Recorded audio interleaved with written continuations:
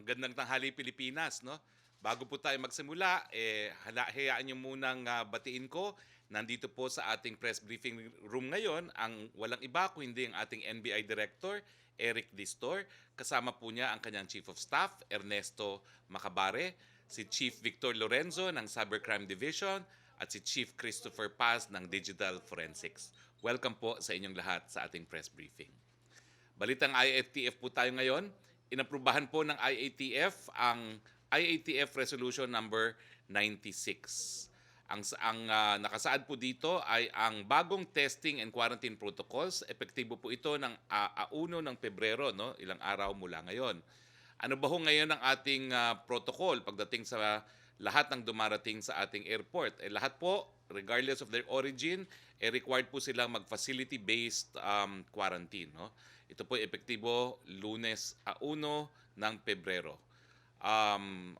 Now, matapos po ang 5 araw, yung pang-anim na araw kumbaga, lahat po sila ay kinakailangan kumuha ng RT-PCR test. No? At kung sila po ay negatibo, sila po ay iindurso sa mga lokal na pamahalaan kung saan sila papunta. At sila po ay magpapatuloy ng kanilang 14-day quarantine. So, ulitin ko po, lahat po ng parating, 14-day quarantine pa rin po. 5 days po ay facility quarantine sa airport. Makakalabas na po sila mga on the 7th day. Bakit po? Kasi po 6 day yung testing. Kinakailangan po na 1 araw for the results. So, 7 araw po silang makwa-quarantine sumatotal sa facility-based quarantine. Pero, pagkatapos po nun, sila ay negatibo, tuloy pa rin po ang quarantine nila for the next 7 days doon po sa lokal na pamahalaan kung saan sila papunta. E-endorso po sila at hindi pa babayaan na basta na lamang lumabas. Now, kasama rin sa naging desisyon ng IATF ang papagpapaliban sa relaxation of the age-based restrictions sa mga lugar na nasa ilalim po ng Modified General Community Quarantine bilang pagsunod sa utos ng ating Pangulo. Para matiyak naman po na tama, napapanahon at efficient ang distribution at administration ng COVID-19 vaccines, inauthorize ng IATF ang Department of Information and Communications Technology, DICT, na magsagawa ng kinakailangang aksyon para sa pag-procure ng services ng qualified third-party service provided para sa design approval, IT project implementation at service management ng Philippine COVID-19 Vaccine Information Management Systems. Ang DICT ang binibigyang otoridad na gumawa ng standards para malaman ng kwalifikasyon ng third-party service providers para magsagawa ng required services in the VIMS. Naka-flash sa inyong screens ang functions ng Philippine COVID-19 VIMS. Kasama po yan ang Citizen Vaccination Capture and Automation, Provider Management and Automation, Supply Chain Management, VIMS Dashboarding, Reporting, and Analytics. So malalaman po natin kada araw at i-report natin kung ilan na po ang nabakunahan nang malaman natin kung gaano pa ang dapat mabakunahan para makarating tayo sa 50 million ng taong 2001. Samantala, isinama na po ang Czech Republic sa listahan ng mga bansang subject to travel restrictions dahil sa bagong variant ng COVID-19.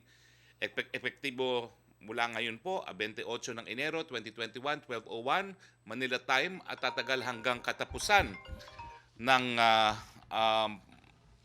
Enero 2021, ang mga banyagang pasaherong manggagaling ng Czech Republic ay or nagpunta sa bansang iyon 14 na araw bago dumating ng Pilipinas ay pinagbabawalang makapasok sa Pilipinas. At tulad po ng inanunsyo natin kahapon, pinili ni Presidente si Army Commanding General Lieutenant General Cirilito Sobejana bilang susunod na Chief of Staff ng Armed Forces of the Philippines sa nakatakdang pagreretiro ni General Gilbert Gapay sa 4 ng Pebrero. Congratulations, Lieutenant General Cirilito Sobejana. Siya po ay awardee ng Medal of Valor. Kumpiyansa tayo na ipagpapatuloy ni General Sobejana ang modernisasyon ng militar at ang pagpapatupad ng mga reforma para maging ganap na profesional ang ating armed forces. Now, COVID update naman po tayo. Ito po ang global update sangayon po sa Johns Hopkins. Naku po, mahigit 100 million na or 100,746,915 ang tinamaan ng COVID-19 sa buong mundo. nasa 2,170,467 katao naman po ang binuwian na ng buhay dahil sa coronavirus. Nangunguna pa rin po ang Estados Unidos, 25,583,630 cases at mga namatay ay 428,791. Ang India po ay merong 10 million plus na mga cases at 153,000 plus na deaths. Sumunod po ang Brazil, ang Russia at ang UK. Ito naman po ang world rankings by country ayon sa World Health Organization at Johns Hopkins. Sang-ayon po ito sa World Health Organization, hindi po ito pribado, hindi po ito tabi-tabing mga organisasyon. Ang Pilipinas po ay number 32 pagdating sa total cases. Siyempre po, number 1 ang US nga po. Pagdating sa aktibong cases, ang Pilipinas ay number 42. Pagdating sa cases per 1 million, ang Pilipinas ay number 133. Nasa laylayan po tayo, which is good news. Dahil naaalagaan natin yung mga nagkakasakit. At saka pagdating po ng cases sa fatality rate, 2%, tayo po ay number 73. Laylayan din po. So I think ang mga figures po from the WHO will indicate that we have been managing rather well yung mga COVID cases dito sa Pilipinas. Meron tayong 32,384 na mga aktibong kaso ngayon. Ayon sa January 27, 2021 datos po ng DOH. Sa mga aktibong mga kaso, 93.8% ay mild at asymptomatic, nasa 2.4% ang severe at 3.4% po ang critical. Nasa 475,542 ang kabuang bilang ng mga gumaling or 91.7% recovery rate. Samantalang malungkot naming binabalita na nasa 10,481 ang binibuwian ng buhay dahil sa coronavirus. Nakikiramay po kami, 2.02% po ang ating fatality rate. Ito pong slide nito ay nagpapakita ng confirmed COVID-19 cases by adjusted date of onset as of January 27, 2021.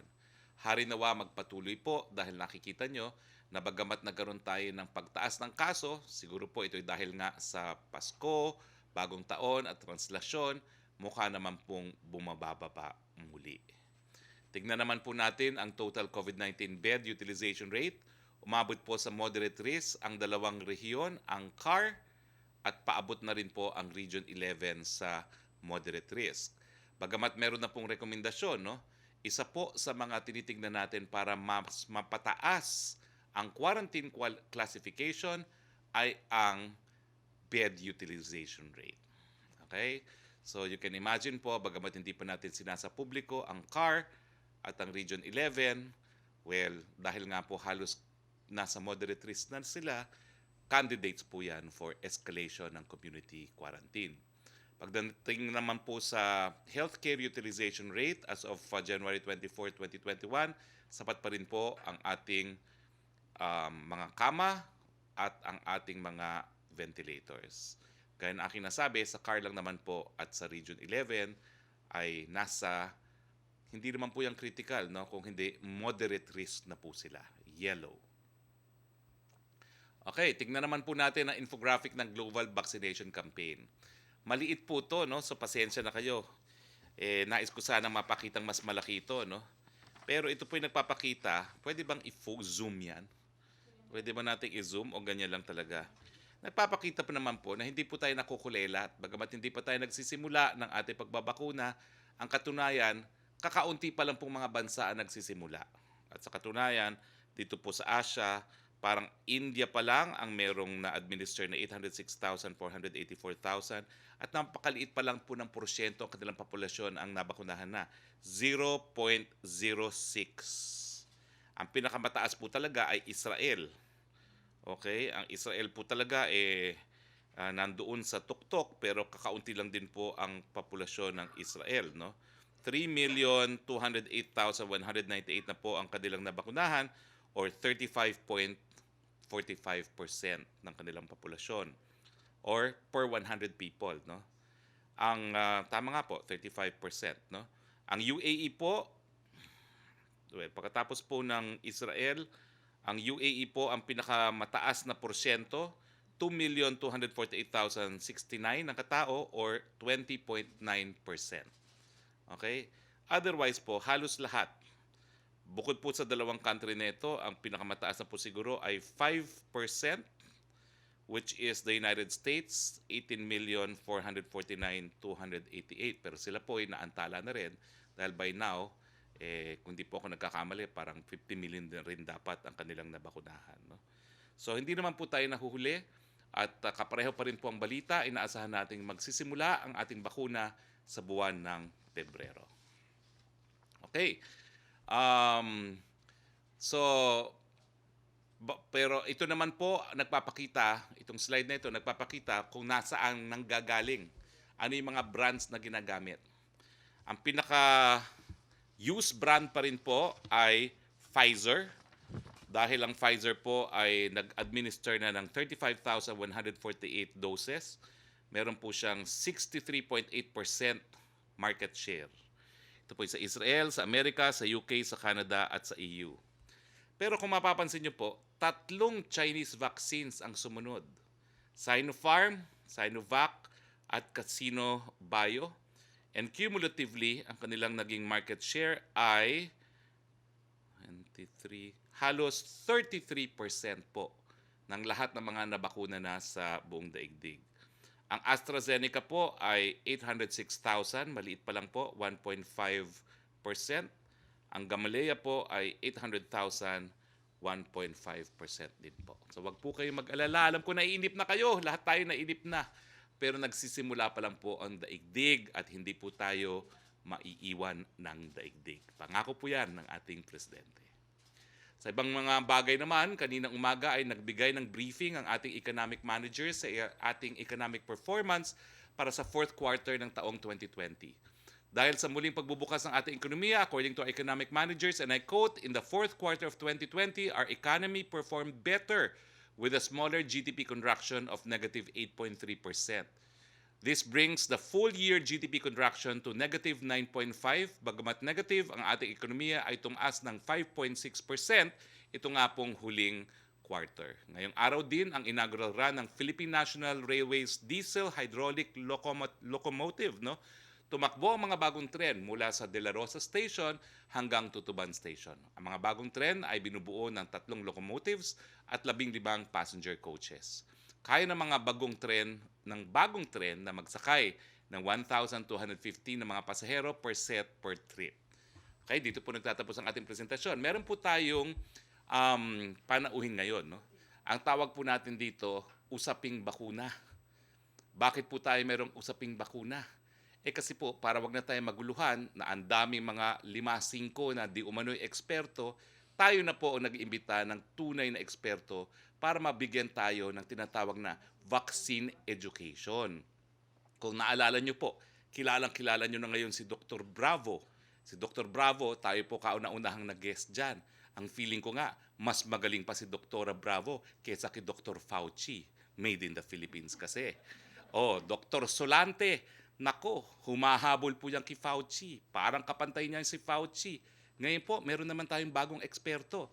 Siya po ay walang iba kung hindi si Professor Charles Yu, isang doktor, merong Master of Science, meron po siyang diplomate at iba pang mga qualifications. Sir, pasensya na po pero alam niyo po, I will do an exercise that I have not done in the past. Siya po ay president ng Philippine in the past po kasi, hindi ko pinapakita how to qualify an expert as an expert. Pero with your indulgence po, let me ask you a few questions po to qualify you as an expert nang malaman ng tao na sa panahon ng pandemya, importante na ang pakinggan nila ay mga eksperto. Okay lang ba ho if I ask you a few questions to qualify you as an expert in the field, sir? Para lang makita ng tao kung paano ginagawa itong prosesong to nang hindi sila makinig sa kahit kanino lamang pagdating sa bakuna. Is that fine, Dr. Professor Charles Yu? Opo. Okay. Fine na fine. Okay, sisimulan ko lang po to. Illustration lang to, how to qualify you as an expert. Now, Professor Charles Yu, can you tell us where you obtained your degree or what degree did you obtain? I'm a doctor of medicine from the UP College of Medicine, and I have a master's in clinical epidemiology also from the University of the Philippines, Manila.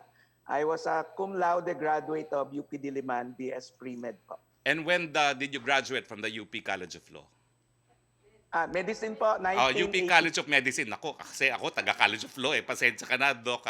Sino mas matanda sa atin, in other words? Class of 1982 po ako. Ay, mas 1982. matanda ka sa akin. Anyway, at sinabi niyo po, kayo po ay nagkaroon ng Masters in Epidemiology. Kailan po yan? This was in 1994. Okay, now, ano ba ho yung larangan ng epidemiology? Maikli lang po. Yung clinical epi, yung mga doktor na nag-aral ng public health at ina-apply sa clinical practice. So parang Okay. pinag-masters ng public health at clinical research. Yun Ito po ba yung hong clinical. COVID-19 ay sakop ba ho yan ng inyong specialty field na epidemiology? Yes po. Kami po yung nag-a-analyze ng mga trends at saka as a clinician and internist and pulmonary specialist, we can provide a clinical perspective to the numbers and to yung sa mga statistics na lumalabas po. So since 1982 kayo po ay doktor na nag-i-specialize sa epidemiology, ilang taon na po kayo na dito sa larangan nito? I have been practicing for over 32 years and also engaged in clinical research for 30 plus years. At, Pati oo. clinical trials po na po ginagawa ko. Meron ba ho kayong mga asosasyon kung saan kayo naging officers na nagpapakita na kayo po ay respetado ng inyong mga peers? Ako po ay naging president ng Philippine College of Physicians noong 2009. Ako rin ay naging past president ng Philippine College of Chest Physicians about 3 years ago. Ako rin yung naging national chairman ng Philippine Coalition Against Tuberculosis po. Okay, naging ano po kayo, naging past president ng PCCP, yung chest physician, no? Meron ba kayong mga specialized training po bilang isang doktor? Bukod pa dun sa naging masters ninyo on epidemiology. Well, ang pulmonary training ay extra training after ng 3 years ng internal medicine. May 2 years po ng pulmonology po yon. Yung masters in research, inabot po yun ng 4 to 5 years dahil meron po rin kaming thesis at saka research na ginawa rin po. Naipasa nyo ba ho yung specialty board exam para sa mga pulmonologists? Opo. Both internal medicine and pulmonary medicine po. At ang COVID-19 po, dahil ang tinatamaan po dito ay ang lungs, sakop po ito ng inyong field of specialization bilang pulmonologists?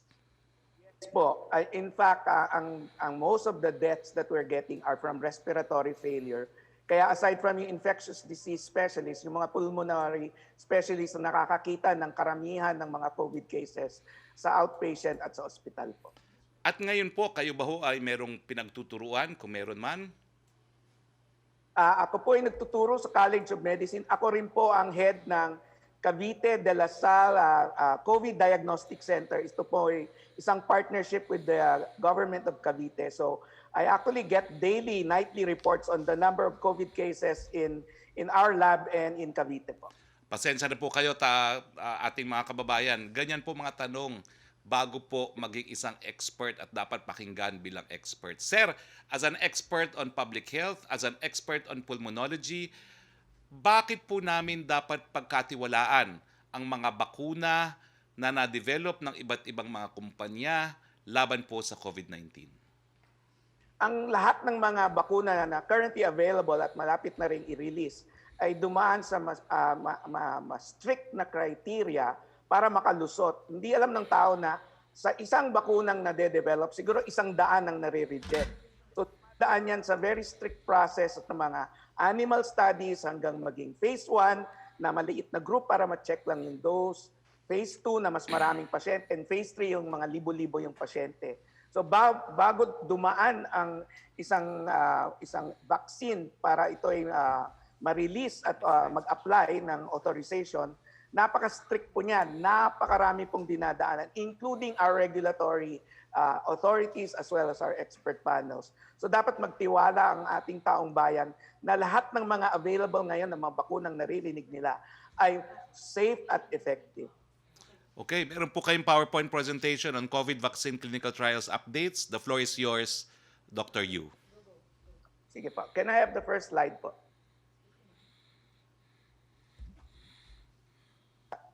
Can I have the first slide po? Okay na po. Nandyan po ang first slide.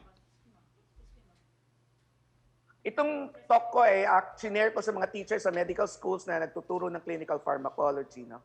So, dito ay pinapakita yung statistics mula sa Amerika noong 2019. So, makikita nyo, may mga measles dun sa taas. Pero ang maganda ay yung naka-mark na green sa last column. Kung gaano kalaki ang na-eradicate ng paggamit ng bakuna, halimbawa sa measles hanggang sa polio, at how effective siya para matalo ang itong mga sakit na to. So hanggang polio, 100%, measles, 99%, yung pertussis ay ang pinakabababa, 92%, pero napakataas pa rin yan. Importante ito dahil yung measles napakahawa. Next slide po. Ito naman ang slide sa buong mundo at yung coverage ng mga bakuna, lalo na sa mga bata. At nakikita nyo ang title ng slide ay Ang Tagumpay ng Mundo sa Pagdaan ng Bakuna. In fact, lagi kong sinishare sa mga interview na dalawa lang ang bagay sa field ng public health at human history na nakapagbago at nakasave ng daang-daang milyon, if not billions of people. Ito ay safe drinking water at yung bakuna. The vaccine has been our greatest human triumph in defeating a lot of illnesses. Next slide po. Pero ang pag-discover ng vaccine ni Edward Jenner noong 1796 laban sa smallpox ay kasing tanda ng discovery ng vaccine ay ang mga kritiko ng vaccine. Ito yung tinatawag nating vaccine hesitancy o yung parlance na mga nasa social media, yung anti-vaxxers. Itong cartoon na to ay lumabas 5 years after inintroduce ni Jenner yung bakuna sa smallpox na ginawa from a cowpox. At tingnan nyo na lang dun sa cartoon, ang takot na takot sila, magmumukha daw silang baka kapag in-injectionan sila. This picture just shows na the fear of vaccines is as old as vaccines themselves. Next slide po. So, ang ating bansa, noon napakataas ng confidence sa vaccine. Noong 2015, gumawa ang study ng London School of Tropical Medicine at tinanong nila kung gusto nilang magpabakuna, 93%. Pero dahil sa nangyari sa dengue vaccine controversy sa pagitan nitong mga taon na to ay bumagsak ng 32. But with the support of the DOH and the present government, umakyat-akyat na yan to more than 60%. And it's important to note na may mga bakuna na dapat 90% or more ang coverage katulad ng measles. Next slide po. Ito siguro alam na ng mga friends natin sa media, ito yung latest na Pulse Asia na nung nationwide ay 47% ang parang nag-hesitate na mabakunahan at 32% lang ang parang gusto. Pero meron ding 21%. Isang reason po kaya ako in-accept tong invitasyon ay to convince yung mga nagda-doubt na kailangan tayo, we are all in this together. Next slide. So paano po tumatalab ang bakuna? Simply put, ang bakuna ay nagwo-work sa ganitong paraan. Mag-i-inject kami ng isang bahagi ng virus. Either siya ay patay na virus, pinahinang virus, or nag-create sila ng bagong virus katulad ng mRNA. Pero at yung iba naman ay yung tinatawag nilang parte lang. Yung sa COVID, di ba, may matutulis. Yun yung tinatawag nilang spike protein. So yung ibang mga second generation bakuna sa spike protein sila tumitira. So ang konsepto ay mag-introduce ka ng maliit, pinakamababang dose ng particle ng virus, magre-react o ang mga sundalo natin magre-react dito sa parang foreigner na to. At pag nagkaroon na siya ng reaction na maganda, pag nagkaroon ka ng exposure sa tunay na COVID, ay malalabanan mo na siya at matatalo mo na siya. Next slide po. So, madalas nakikita natin yung pinipaliwanag yung herd immunity. Pero karamihan ng mga tao hindi naintindihan na pag sinabi mong herd immunity, hindi yung mga binakunahan ang gusto mong proteksyonan. So sa kaso ng COVID-19, ine-estimate na dapat 60 to 70% ng ating populasyon ay dapat mabakunahan. Pag nabakunahan mo ang 60 to 70%, maproproteksyonan mo na ngayon yung 30 to 40% na hindi nabakunahan. Yun yung konsepto ng herd immunity para maproteksyonan mo yung hindi nabakunahan.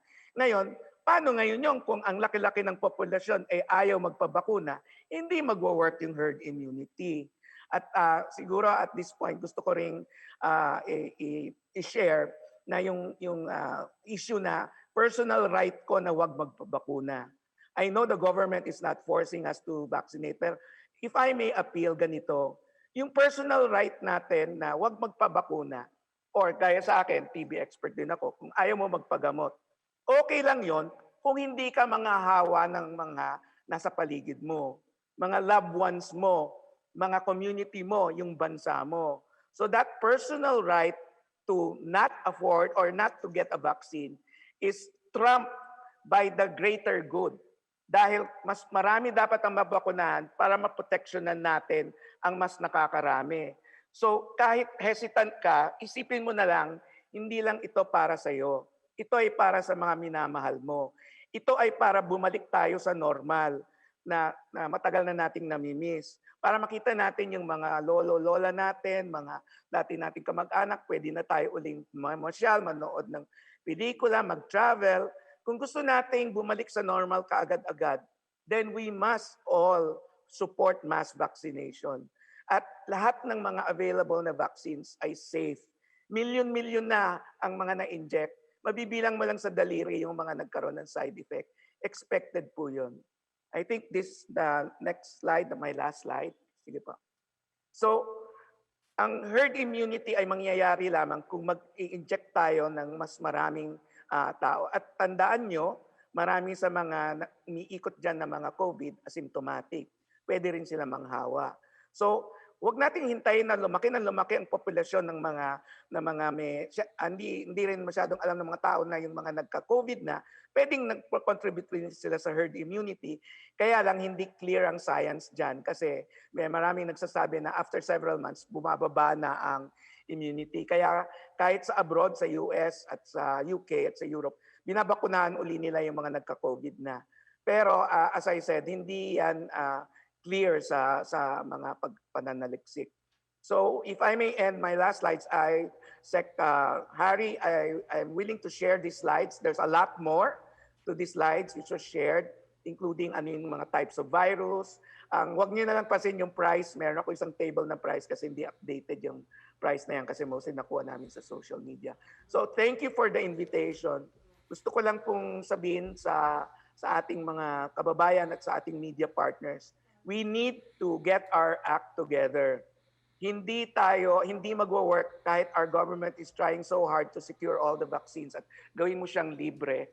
Ganun ang experience namin sa TB. Kahit libre ang gamot sa tuberculosis, kailangan i-convince natin na pumunta yung mga tao. Kailangan natin i-assure na ang mga bakuna ay safe. Kaya nga kaming mga doktor ang unang nagvo-volunteer magpabakuna para ma-show na ito ay safe at dapat lahat tayo ay let's do this for the greater good and for the progress of our country. Maraming salamat, Professor Dr. Charles Yu. Sir, meron lang po akong dalawang tanong, no? Kasi nga po, maraming pinupolitika yung bakuna. Sinasabi nila, wag daw o matakot doon sa Chinese vaccines na gumagamit ng inactivated. Pakilinaw nga ho, no? Ano ba itong inactivated at bakit dapat pagkatiwalaan yung inactivated vaccines na gawa po ng bansang China? Okay, so first let me introduce that I'm part of a group including Lulu Bravo, Edsel Salvania, Mengita Padilla, Dr. S.P. Cabral, Jean Solante. So, mga tunang eksperto po. yeah, the attenuated vaccine are the oldest vaccines. 200 na ang 200 years ng history niyan. Siya na ang may pinakamaraming experience ang mga scientifico at saka mga researchers at saka mga clinicians. So theoretically siya yung safest kasi matagal na yang ginagamit. Ang danger lang dyan kung yung mga mutant ay baka mas less effective siya. Pero kung i-compare mo siya dun sa newer generation, mas may track record na yan for safety. So dapat hindi sila matakot, particularly for some of the first ones that came out. Yung mga messenger RNAs also seems to show a safety profile. All I can say is safety-wise, mukhang okay silang lahat. Pero may mga bakuna mas gusto naming doctors kasi hindi lang yung efficacy, masyadong obsessed yung ating media at yung mga nagbabasa sa social media dun sa numero ng efficacy. As Dr. Edsel says, sa amin, hindi yung overall efficacy ang importante. Ang importante, and these Chinese vaccines have shown to be effective, hindi mamatay yung pasyente. Mabawasan yung hospitalizations, mawala yung severe disease. So imbis na grabe, maging mild. Sa amin, yun ang mas mahalaga dahil hindi mo makatatumbasan yung pag namatay yung loved one, no? So let's not look at numbers. Hindi yan apples to apples. Apples to orange yan. So dapat maintindihan natin yan. Well, last question lang po, para maging patas. Doon naman po sa Pfizer, 29 na matatanda ang namatay. Dapat bang matakot sa Pfizer? Okay, so yung particular circumstance diyan, binigay nila sa pinaka-vulnerable group, yung super matatandang group sa Europe. Normally yata sa isang araw 50 namamatay doon. So again, I explained it, na porkit naturukan, hindi ibig sabihin yung tumurok, yung vaccine ang nag-cause ng death. Paulit-ulit yan tuwing may bagong bakuna. Natatakot dahil sa social media, meron daw namatay. But usual explanation, at I think they showed it already, I think in Norway, hindi related sa bakuna. Nagkataon na may ibang sakit yung mga yon at talagang normally maraming namamatay every day. In fact, yung numerong yon as a daily count is actually lower than what's expected. So dapat huwag kayong magpanic dahil milyon na ang na-inject, mabibilang mo talaga yung mga namamatay. Magpapanik ako kung libo-libo yung namamatay. Pero parang 2 dosena, 3 dosena, pero milyon na ang in-inject. Expected po yun. Maraming salamat, Professor Dr. Charles Yu. I hope you can join us for our open forum in case our colleagues in the Malacañang Press Corps have questions for you. Simulan na po natin ang ating open forum. Yusek Roque, please. Yes, good afternoon, Secretary Roque and Dr. Yu. Question from John Punsalan of ABS-CBN Online. Senator Risa Ontiveros is urging Malacañang to denounce what she calls China's bullying of a Filipino fisherman who was reportedly harassed by a Chinese Coast Guard ship near the Pag-asa Island. Will the palace do this? Why or why not? Alam niyo po, meron tayong separation of powers. Hindi naman po dapat diktahan ni Senadora Ontiveros ang ating presidente at hindi niya kinakailangan sabihin kung anong gagawin ng presidente. Ang presidente po ay naninindigan na siya ay presidente ng Pilipino, poprotektahan niya mga Pilipino at kung kinakailangan ay paninindigan po niya ito. No? So, napaulat naman po na nag-file na tayo ng diplomatic protest laban dun sa bansa na sinabi ko nga po dito sa press briefing na bagamat meron kang kapangyarihan na bumuo ng mga ganyang bansa, kinakailangan ito po ay tumutupad dun sa international law na nagsasabi na pinagbabawal pa rin na paggamit ng dahas except kung by way of self-defense or authorized by the Security Council. Pagdating po sa illegal fishing, nakasaad po sa UNCLOS, hindi nga po pwedeng arestuhin ang mga illegal fishermen. More so, lalo na po, hindi dapat sila barilin. Okay? So, poprotektahan po ng presidente ang ating mga kababayan in spite of what Senator Risa Ontiveros says. Second question po ni Jam Punsalan, Palace reaction daw po about the lowly report saying the Philippines ranked 79th out of 98 countries in terms of their success in handling the coronavirus pandemic. Hindi ko po alam kasi 79 kung that's the lowest, if lowest is better or 79 kung number 1 is better, no? Pero sa akin po, hindi ko pa nakikita yan, hindi ko po alam kung ano yung lowly. Ang pinagtitiwalaan ko po, WHO. Ang sabi po ng WHO, active cases, number 32 in the world. Ang total cases, number 32 in the world. Yan po ay dati 18, pero yun nga po, tahimik ang lahat, no? Hindi naman pinapansin na napakalaki na improvement natin sa total cases. Sa active cases, mas mahusay po tayo, mas mababa ang ranking natin at ayaw po natin maging top notcher dahil ang top notcher dyan, Estados Unidos. Number 42. Sa cases per 1 million, ito po yung objective way of looking at it, no? Laylayan po tayo, which is a reason to celebrate. 133 ang ating ranking at ang ating case fatality rate, which is, I think, the most important, napapababa natin ang mga namamatay. Laylayan din po tayo, number 73 lamang tayo sa buong daigdig. Yan po ang aking mas pinaniniwalaan. Thank you, Secretary. Yes, thank you, Yusek. Punta naman tayo kay Mela Lesmores, please. PTV4. Good afternoon, Secretary Roque. Good afternoon din po kay Dr. Charles na ating guest. On IATF policies lang, Secretary Roque, just to remind the public, ano-ano po ba yung mga aktibidad na pinapayagan sa ating bansa at hanggang ilan yung maaaring magtipon-tipon under GCQ areas and under MGCQ areas po? Okay, paulit-ulit po natin sinasabi dyan, wala pong mass gatherings sa GCQ. Hanggang 10 lang po ang po pwedeng magtipon sa GCQ. Sa mga restaurants, hanggang 70% po ang capacity pero restaurants po yan. Wala pong public gathering sa GCQ. Sa MGCQ po, ang rule po dyan is hanggang 50% capacity po ang gatherings, no? Kaya nga po, yan ang pinaka-importanting diferensya sa MGCQ at saka sa GCQ. No mass gatherings in GCQ, pero meron pong maximum capacity pagdating sa MGCQ. Opo. Thank you, Secretary Roque. Para lang din po alam ng ating mga kababayan, for personal events like birthday, wedding, binyag, gender reveal, hanggang ilang tao po ba yung pwede? And the reason I'm asking is, may ilang kababayan po kasi tayong nalulungkot na parang tila pag mayaman, pwede, pag mahirap, hindi.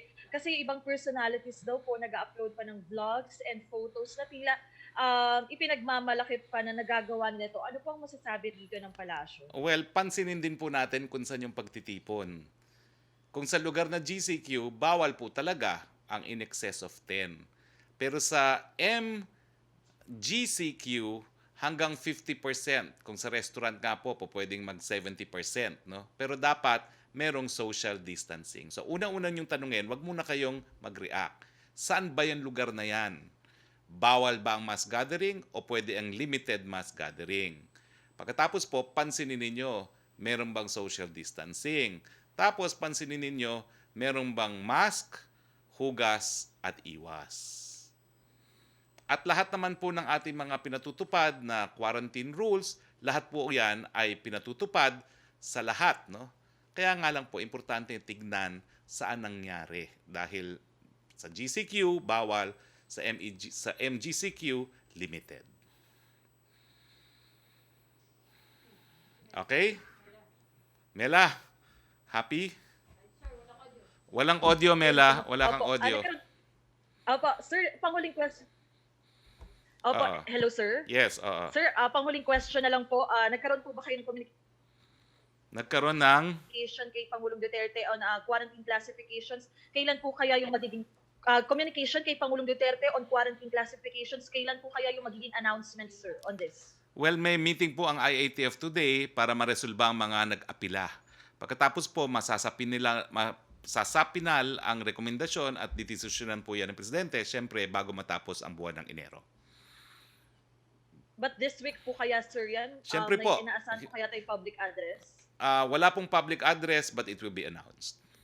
I mean, for the quarantine classification. Kasi kung magkaka-Monday address, auno na po ng Pebrero yon, no? So, baka magkaroon po ng pag-anunsyo before the 1st of February. Sigurado po yan, before the 1st of February. Okay, thank you, Mela. Back to you, Sec. Roque, please. Yes, Secretary, question from Laila Salaveria of Inquirer. The DFA has filed a diplomatic protest versus the new Chinese law that allows its Coast Guard to fire on foreign ships. Is Malacañang happy about this move? Is it concerned that this move would affect the admin's efforts to procure Chinese COVID vaccines? How will it make sure South China Sea issues won't affect the country's access to vaccines? Leila, this is consistent with our position that while states can enact laws as part of their sovereignty, they must do so in compliance with the UN Charter prohibiting the use of force unless by way of self-defense or when authorized by the Security Council. Additionally, yun nga pong UN Convention on the Law of the Seas prohibits even the arrest of illegal fishermen. Kung ang arrest pinagbabawal at kinakailangan i-release upon posting of ban, bakit mo babarilin? So meron din pong issue dyan about breach of the UN Convention on the Law of the Sea. We welcome the diplomatic protest, of course, of the DFA, and this will prove that the Philippines is fully committed to the rule of law and will assert all its rights available under existing principles of international law to defend its interests. Okay. Next question, Second please. question po niya, what is the what is the administration what is the admin planning to do anything about this new Chinese law beyond the filing of diplomatic protest? Will it order intensified patrols in the South China Sea? How will this new law affect efforts to finalize and implement a code of conduct in the South China Sea? Our independent foreign policy is intended to be friends with everyone, enemies with no one, but we will protect and secure the Philippine national interest. Ang detalye po, we leave it to the Department of National Defense and the Department of Foreign Affairs as well as the Philippine Coast Guard.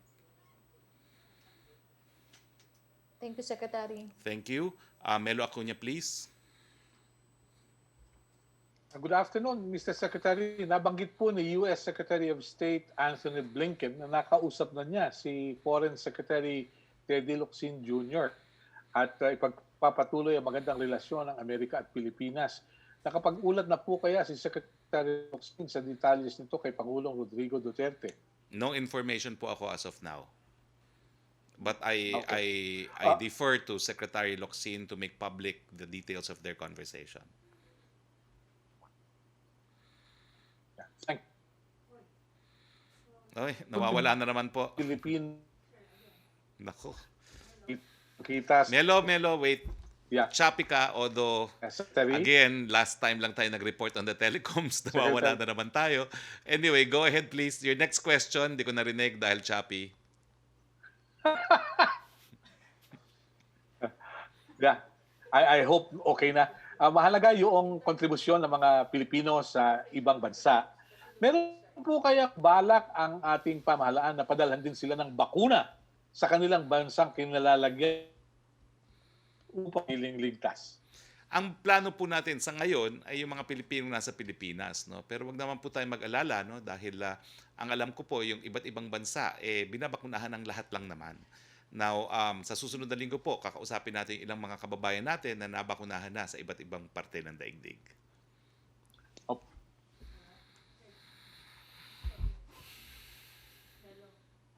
Melo. Virgilio David ng CBCP. Melo, Nabanggit wala. po nila na napagkasunduan ng mga obispo.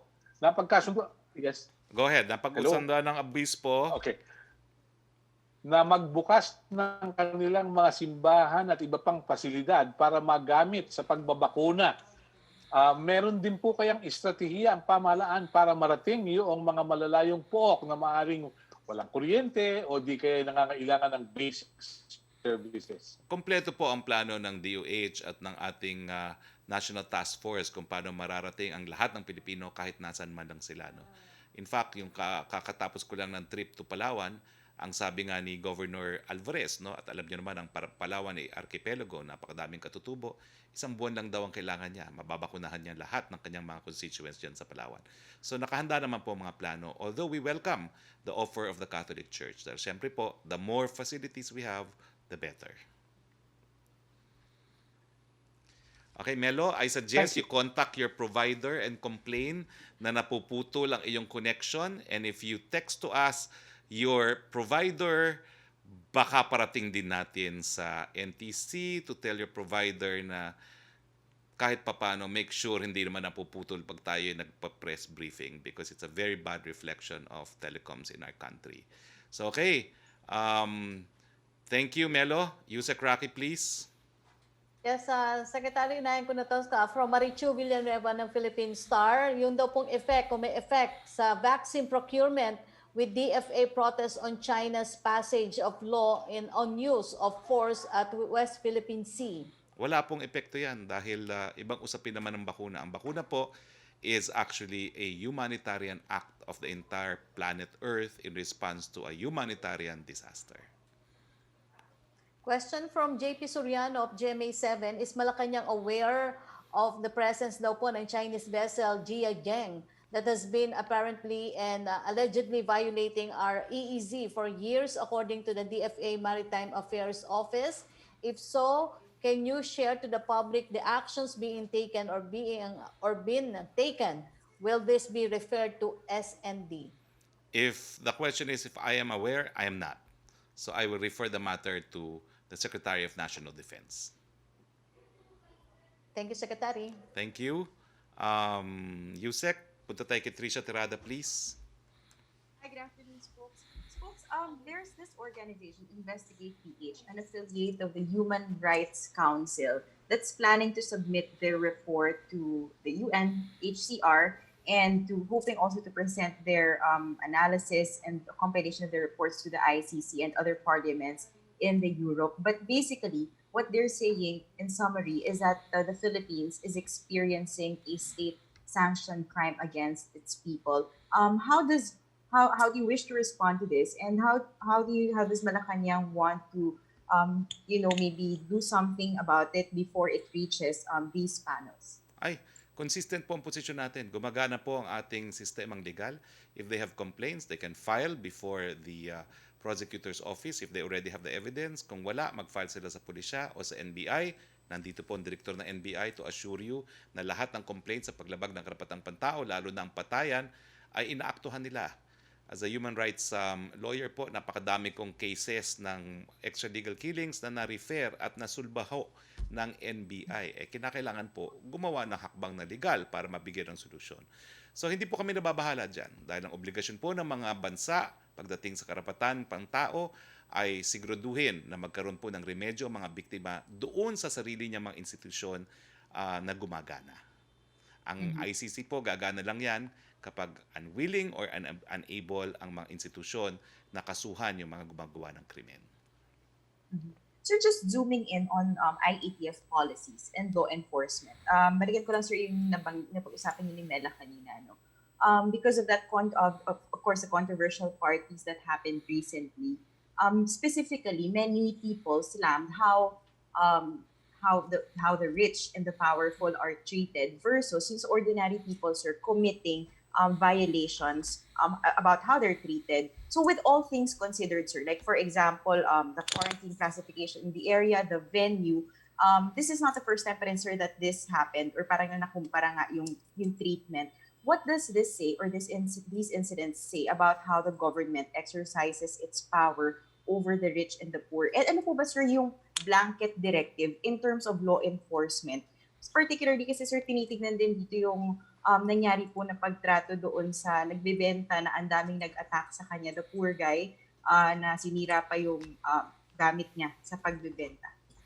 Again, ulitin ko po always distinguish between GCQ, bawal, MGCQ, allowed na limited gatherings. Okay? Pangalawa po, pagdating sa pagpapatupad ng protocols, wala po tayong kinikilala. Mayaman, mahirap, babae, lalaki, kung anumang kasarinlan. Kinakailangan po yan ipatupad. At itong controversial na insidente naman, ayaw nyo naman sabihin doon sa Baguio, nangako naman po ang ating kalihim ng mayor ng aking syudad na aaktuhan po itong mga nangyari rito. Humingi na po siya ng abiso na nagkaroon nga po ng lapses at ang sabi ko niya, pati sarili niyang misis, po pwede niyang imposa ng fine. So hayaan na po natin na umusad ang proseso. Buo po ang tiwala ni Presidente kay Mayor Magalong. Buo po ang kanyang respeto kay Mayor Magalong, and when he says that the law will be implemented, we trust that Mayor Magalong will implement the law.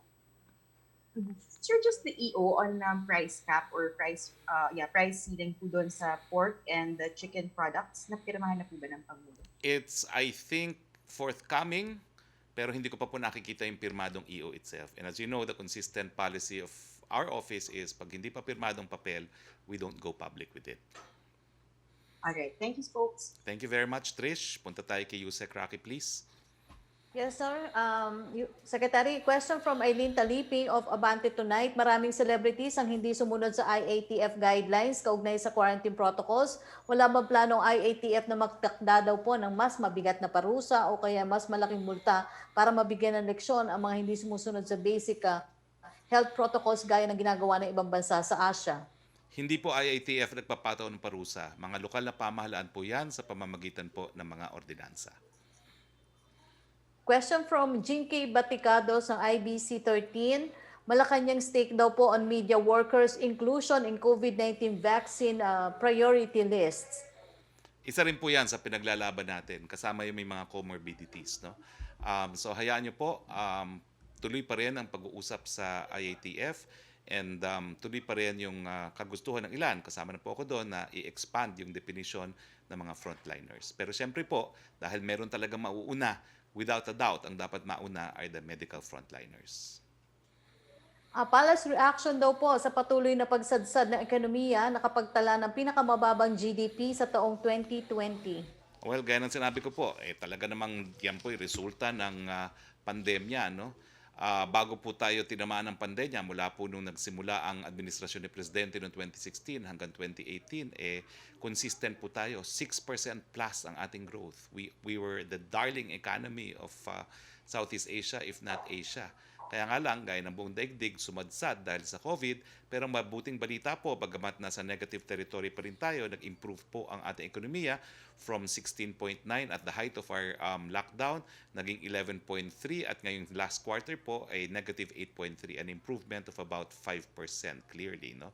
So, nagagalak po tayo na kahit papano dahil sa pagbubukas ng ekonomiya, unti-unti pong nag-i-improve ang ating ekonomiya, pero mga kaibigan, nakikita natin na hindi pa po sapat ang pagbubukas para tayo ay bumalik sa normal, para mapigil ang kagutuman sa Pilipinas. Kaya pa po natin magbukas, mask, hugas, iwas. Kahit new variant pa po yan, mas paiintingin lang natin ang mask, hugas, iwas. Dahil nakikita nyo, pag hindi binuksan ng ekonomiya, marami talagang magugutom at mamamatay kung hindi dahil sa COVID, dahil nga po sa kagutuman. Opo. A question from Kyle Atienza ng Business World. Ang tanong po niya, Bayan Muna Representative Carlos Zarate earlier said that the national government and LGUs can buy the produce of farmers, then sell them to consumers at a subsidized rate similar to what was done during the early stages of the lockdown last year. Would the President consider providing temporary subsidy to consumers amid high prices of goods such as pork and chicken? Tuloy-tuloy naman po yung programa ng kadiwa ng gobyerno, no, kung saan gobyerno na nagbebenta. Nang sa ganun nga po ay mas mapababa ang presyo, hindi na tutubuan ng mga traders. So bukod pa po dyan, yan na nga po, nakahanda na yung price control na i-impose natin doon sa mga produktong napakataas. At nandyan na rin po yung patuloy na pag-angkat natin ng baboy, ng manok mula Visayas, Mindanao, at mula po sa mga lugar na wala pong ASF. Ang problema po talaga natin, ASF, pagdating po dyan sa baboy. No? At naging problema rin natin talaga na yung sunod-sunod na bagyo. So wag po kayo mag-alala, si Secretary Dar naman po ay dalubhasa din sa larangan ng agricultural economics at gagawin po niya ang dapat gawin para mapababa ang mga presyo ng bilihin. Question pa rin po mula kay Kylie Atienza. Now that the country has seen a surge in food prices, do you think it's high time that the palace support a third stimulus or certify as urgent the proposed measures in Congress calling for a Bayanihan 3? Do we have enough in reserve? Ang ating stimulus package po ang tawag 2021 budget. Nakapaloob po dyan ang mahigit 1 trilyon sa build na magbibigay po ng milyong-milyong trabaho sa ating mga kababayan. Sa ngayon po, gagamitin po natin bilang stimulus ang ating budget. Tignan po natin kung hindi ito maging epektibo at kung hindi naman po, doon po tayo magkakaroon ng Bayanihan 3. Okay, maraming salamat, Yusek. Punta naman tayo kay Joseph Morong, please. Hi, sir. Good afternoon. Sir, yung sa AstraZeneca, the FDA announced that it has granted the EUA for AstraZeneca. Question ko, sir, is what does it mean in terms of our vaccination program? How many LGUs have so far negotiated to use AstraZeneca and the schedule for the first deliveries of Astra? Ibig sabihin po niyan, pagdating ng Pfizer, pagdating ng AstraZeneca, pwede na pong gamitin. Wala na pong hadlang para gamitin. As far as I know, nung nagpirmahan po kami sa RFM, 37 LGUs have contracted to buy AstraZeneca. At bukod pa dyan, meron din commitment ang COVAX facility na magbigay sa atin ng Pfizer at ng AstraZeneca. Sa ngayon po, wala pa talagang figure na maisasabi ko. No? May mga binanggit si Secretary Galvez na hanggang 1 milyon ang parating na bakuna natin, pero hindi ko po masasabi ano ang Astra, ano ang Pfizer, at ano ang Sinovac. The earliest delivery, sir, would we know? definitely po in February. So hindi pa po tayo makasabi kung when Astra and Pfizer will come from COVAX, but we expect it will come ahead of Sinovac, lalo na ngayong may EUA na po ang kapareho ng Astra at saka ang Pfizer. Meaning, sir, yung February schedule ng COVAX, it could be either Pfizer or AstraZeneca, no? Yes po. Okay.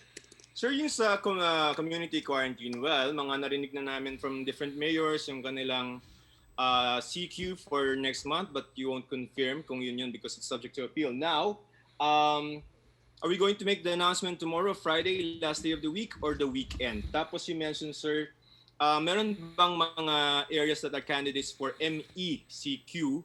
Ito po ba yung dalawang region, CAR and Region 11?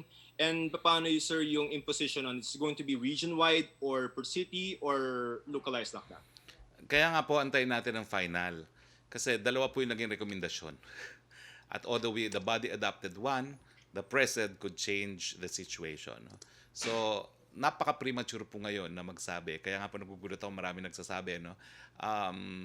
There's been precedents already where the president did not go with the recommendations of the IATF. So, antayin na lang po natin. Bagamat, notice has been given to yung mga iba't ibang mga LGUs dahil kinakailangan naman po sila maghanda. So, wag po kayo mag-alala, maski hindi pa nasa sa publiko kung ano yung quarantines na yan, alam na po ng mga lokal na pamahalaan kung anong dapat gawin. Okay. Dalawang recommendation, what are these and for what? For what cities? Kaya nga po recommendations yun eh. Antayin na lang natin kung anong decision ng presidente. Sige. Tapos sir, yung mga bishops, just an additional question, they're offering to have themselves vaccinated in public. What do you think of this? And sabi ni Secretary Roque yesterday, the president still might change his mind about being vaccinated in public. Alam niyo po ngayon ang problema is we all want to boost vaccine confidence, but I think the way to do it is through education, which is what we do. Magreklamo na po ang lahat ng membro ng Malacañang Press Corps, pero mula po ngayon, palaging meron kaming eksperto na magsasabi at mag-educate sa ating publiko tungkol sa bakuna. No? Pero sa tingin ko, yung mga turok-turok in public, depende pa rin po yan dahil ang importante naman, manguna yung ating nasa prioridad. Sa tingin ko naman, pag nakita nila ang mga doktor, ang mga nurses ay nagpapabakuna, pagkakatiwalaan ng taong bayan naman yan. Of course, kasi mga celebrities, mga pare, bakunaan, mas importante pa rin na makita nila yung nakakaintindi ng bakuna na unang nababakunahan. So susundin natin in the end kung ano po yung order of priorities natin. So as far as the offer of having themselves vaccinated in public, the bishops, what do you think?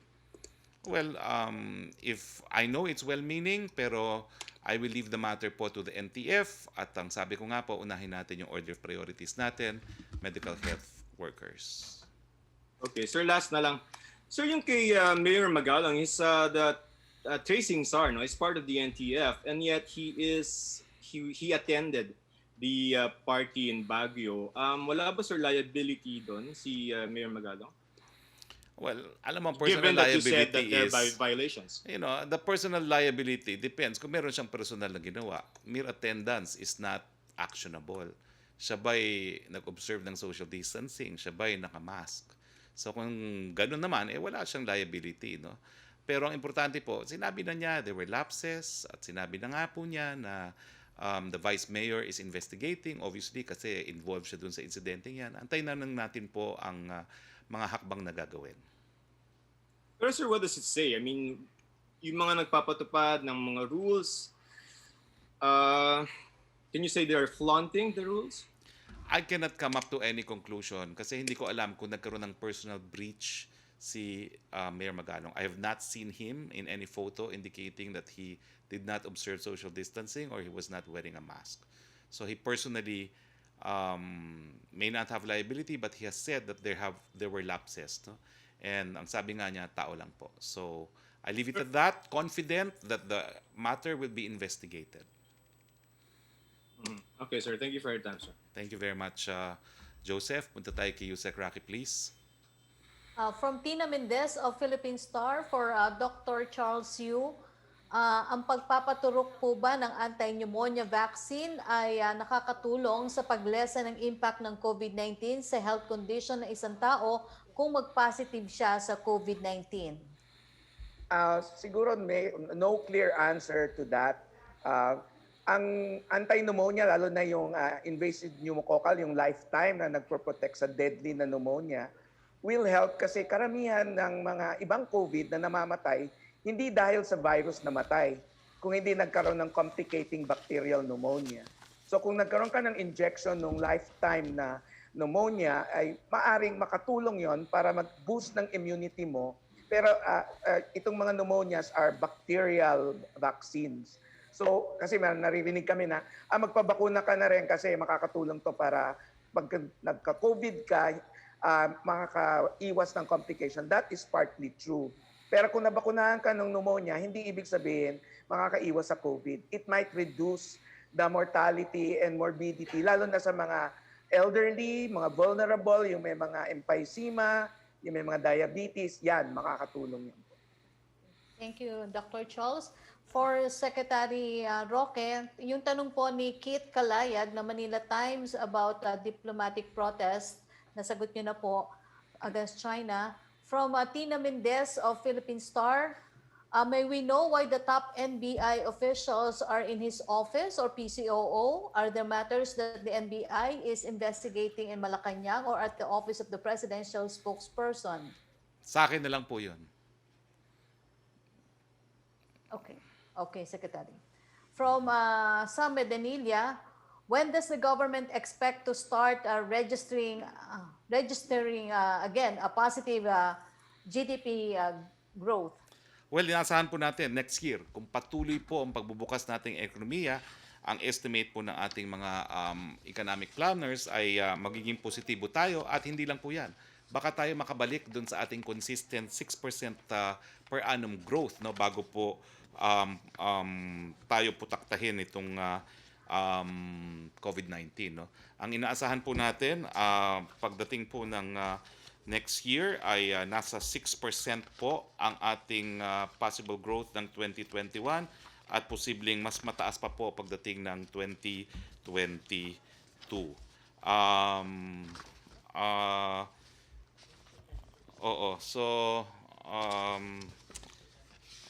Nandito po sa akin yung briefing paper ni Secretary Carl at kung di po ako nagkakamali, yun ang kanilang projections. No? Pero kinakailangan po talaga, ito po, no? 6.5 to 7.5% in 2021 and 8 to 10% in 2022, pero lilinawin ko po. This will happen kung mabubuksan po talaga ang ekonomiya. Kaya nga po, ang desisyon kung mababawasan ang pagkagutom, nasa sa atin. Kasi kung tayo po ay magpapabaya at hindi mabubuksan ng ekonomiya, hindi magiging MGCQ ang Metro Manila, kung saan 60% ng ating GDP ay nakasalalay, talagang hindi tayo makakabangon. Importante po talaga, mask, hugas, iwas. Okay, thank you, Secretary Roque. Dr. Yu, thank you. Ay, wala na po pala tayong mga questions. Maraming salamat po sa ating panauhin. Ang expert po, si Dr. Charles Yu. Sir, we have discovered you again and I hope we can count on your further cooperation dahil importante po talaga na i-promote natin ang vaccine education sa panahon po na marami po talagang hindi naman experts na nagsasamantala para sumikat lamang. No? At kung ano-anong mga ginagawa. Kung paano pong nangyari na nasira po ang vaccine confidence natin dahil dito sa mga hindi naman eksperto na kung ano-anong kabalastugan ang kinalat, ang panlaban po natin ang mga tunay na eksperto gaya ninyo. So asahan niyo po ang aming paulit-ulit na imbitasyon para magbigay po ng vaccine education sa ating publiko. Maraming salamat, Yusek Roque. Maraming salamat Secretary Roque, Yes. I'm sorry po, may pahabol po si Tina Mendez, sorry, pero pinakausapan po akong pahabol to. The public has the right to know daw po yung about dun sa pagtungo ng NBI sa office ninyo. Why? Why? What is the public interest there? Oh, they are a police investigation, law investigation agency, and if I feel that I have been a victim of a crime, then I will consult with them. Okay, but because there will be an investigation, no, it's not covered by the right information. that is wrong because police Ate investigation Roque. is always an exception to the right to information. Okay? Meron Ate din pong, Rocky. may pahabol pa rin po si Tina. May we know daw po what is the NBI investigating? Are you filing any case? It's now under investigation. I Thank you think, very much. Secretary At, Joseph yata. Joseph? Secretary. Thank you. Sir, mm, well, you brought it up. You're a victim of a what? Cybercrime? well, hayaan na po natin yung musad ang investigasyon. Broad strokes. Is this ito ba yung mga recent events? Meron ka bang meme or whatever? I mean, just broad strokes of Hayaan po natin investigation. umusad. Exception to right to information, ongoing investigations. Okay? We leave it at that. But soundbite, you have the NBI there because you think that you are a victim of the crime of a crime. Soundbite, the NBI is here because the NBI is tasked by law to investigate possible offenses of existing laws, criminal laws. And you are filing a complaint. Well, let's just tignan muna natin. Baka naman walang complaint talaga. Okay? Thank you very much, Sige. everyone in the Malacañang Press Corps. Thank you, Yusek Roque. And thank you, Dr. Yu. And thank you, everyone, sa inyong patuloy na pagtataguyod ng ating press briefing. Sa ngalan po ng ating Presidente, Rodrigo Roa Duterte, ito po ang News Spokesperson Roque nagsasabi, Pilipinas, nandyan na po ang bakuna. Magtiwala sa eksperto at babangon tayo sabay-sabay, walang may iwan, walang iwanan. Magandang tanghali sa inyong lahat.